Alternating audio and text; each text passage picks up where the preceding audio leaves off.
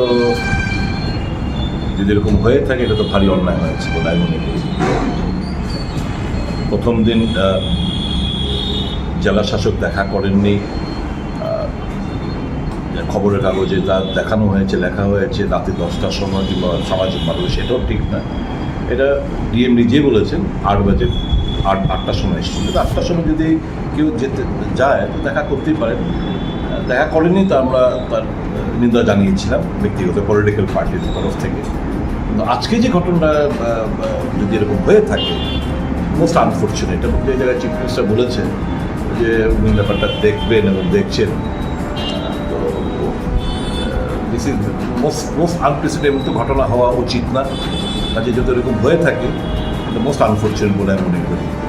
আর এরকম না করে বরঞ্চ ক্ষমতাও শেয়ার করবে আর এরকম ঘটনাও ঘটাবে, এটা তো ঠিক না। কিছু করতে গেলে বেস্ট হবে, অপশন হবে you support withdraw from the state government. অনেক ইস্যু রয়েছে, ডেমোগ্রাফি চেঞ্জ হচ্ছে রাজ্যে। সিএ নিয়ে তীব্রতার স্ট্যান্ড কি?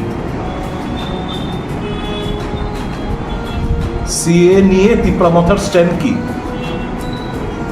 তো বিজেপির স্ট্যান্ড তো আমরা জানি, they want to implement CA এবং শুরু করেছে। তো কিভাবে এরা ঘর করছে? বিভিন্ন ইস্যু রয়েছে, অর্থনৈতিক ডিপ্রাইভেশনের ইস্যু রয়েছে, এডিসিকে কাজ করতে দিচ্ছে না ইস্যু রয়েছে, নানা ইস্যুর প্রেক্ষিতে you withdraw the support from the government instead of doing all these nuisance act. সরকারও থাকবে, ক্ষমতাও ভোগ করবে, সমস্ত কিছু পাওয়ার প্রিভিলেজ এনজয় করবে, আবার এই তামসাগিরিও দেখাবে, সেটা হতে পারে না। এটা নাটক বলে আমি মনে করি। নমস্কার, আমি doctor Sukanya, Nova IVF Guwahati doctor. আগামী 15ই জুন রবিবার নোভা আইভিএফ গুয়াহাটি আসছে আগরতলাতে দুপুর 11টা থেকে বিকেল 4টে অবধি।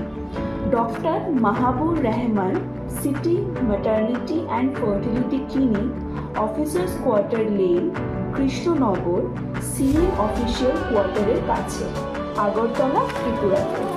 সাথে থাকছেন ডক্টর মুজিবুর রহমান।